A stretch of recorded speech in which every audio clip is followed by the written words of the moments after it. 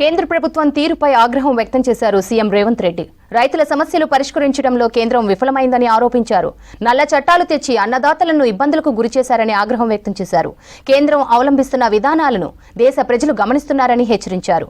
ఢిల్లీ పర్యటనలో ఉన్న సీఎం రేవంత్ రెడ్డి పలువురు కేంద్ర మంత్రులతో భేటీ అయ్యారు.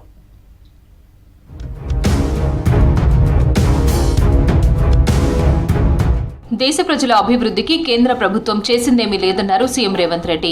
కేంద్ర ప్రభుత్వం వ్యవహరిస్తున్న తీరు ప్రజలకు తెలుసన్నారు. ఢిల్లీలో రైతుల నల్ల చట్టాలు తెచ్చి అన్నదాతలను తీవ్ర ఇబ్బందులకు గురిచేశారన్నారు. ఎంతో మంది చనిపోయినా వారి కుటుంబాలను కేంద్రం పట్టించుకోలేదని ఆరోపించారు రేవంత్ రెడ్డి. ఢిల్లీ పర్యటనలో ఉన్న సీఎం రేవంత్ రెడ్డి కేంద్ర ఆర్థిక మంత్రి నిర్మలా సీతారామన్తో భేటీ అయ్యారు. రాష్ట్రానికి రావాల్సిన నిధులు, ఇతర అంశాలపై ఆమెతో చర్చించారు. రైల్వే శాఖ మంత్రి అశ్విని వైష్ణవ్తో సమావేశమయ్యారు రేవంత్ రెడ్డి. రాష్ట్రానికి చెందిన పెండింగ్ రైల్వే ప్రాజెక్టులపై డిస్కస్ చేశారు.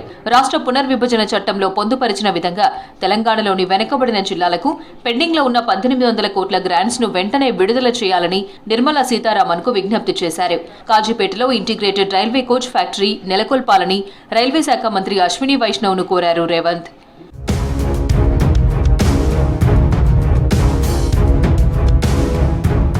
మోహన్ బాబు విషయంలో కోర్టు ఉత్తర్వులున్నాయన్నారు రేవంత్. కేబినెట్ విస్తరణపై చర్చ లేదని తేల్చి చెప్పారు.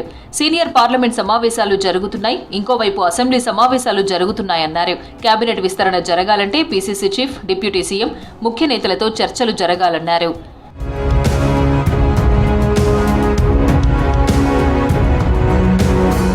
ఢిల్లీ పర్యటనలో బిజీగా ఉన్నారు సీఎం రేవంత్ రెడ్డి. రేపు అధిష్టానం పెద్దలతో భేటీ కానున్నారు. రాష్ట్రానికి సంబంధించిన పథకాలు, ఏడాది పాలనపై వివరించే ఛాన్స్ ఉంది. రేపు మధ్యాహ్నం తర్వాత హైదరాబాద్కు వచ్చే ఛాన్స్ ఉంది రేవంత్ రెడ్డి.